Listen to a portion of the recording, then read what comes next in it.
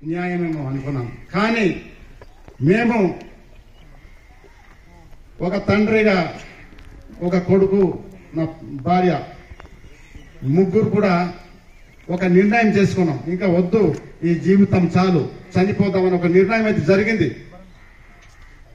కానీ నా కొడుకుకి ఒకటే కూర్చోబెట్టి చెప్పాను, ఒరే మన నిర్ణయము ఒకసారి ఆలోచన చేద్దాం. నాకు నమ్మినటువంటి కార్యకర్తలు ఉన్నారు, నా కోసం ఆశ పెట్టుకుని ఎదురు చూస్తున్న కార్యకర్తలు ఉన్నారు, తెలుగుదేశం నాయకులు ఉన్నారు. ఇంతమంది అనాథులు అయిపోతారు. వీళ్ళను వదులుకొని మనం ఏ రకంగా మనం చనిపోతాం? ఒక్కసారి ఆలోచన చేద్దామని మళ్ళీ పునరాలోచన చేసుకున్నాను. మీ అందరి కోసం నేను ఇవాళ బతికి ఉన్నాను. లేకపోతే ఈ పార్టీకి నా శవంగా మీరు చూడవలసింది. అంత దారుణంగా అనుభవించాను నేను. మొత్తం సర్వం పోగొట్టుకున్నాను పార్టీ కోసం. కాబట్టి మిత్రులారా, నేను లోకేష్ గారిని కలిసి నా ఆవేదన వ్యక్తం చేశాను.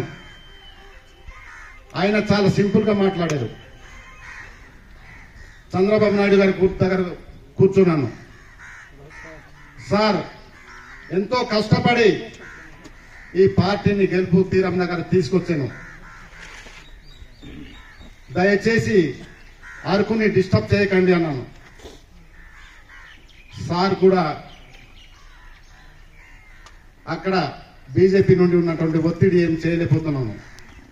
అర్థం చేసుకోండి, మీరే అర్థం చేసుకోకపోతే ఇంకేవో అర్థం చేసుకుంటారు.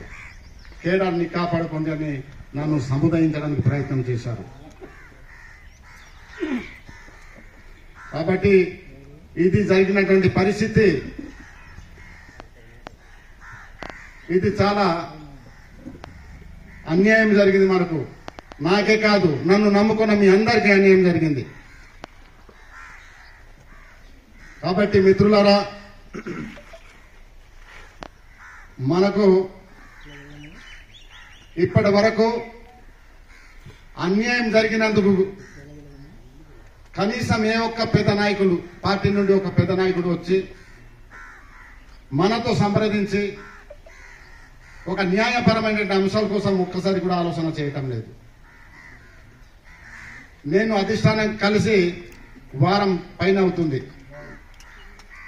ఈ వారం రోజుల్లో కూడాను పార్టీ తరఫున ఒక పెద్ద మనిషి వచ్చి, దొరగారు మీరు ఈ రకమైన అన్యాయం జరిగింది, దానికి ఏ రకంగా మనము పూడ్చుకుందాం అనే కనీసం ఒక చర్చ జరగలేదు.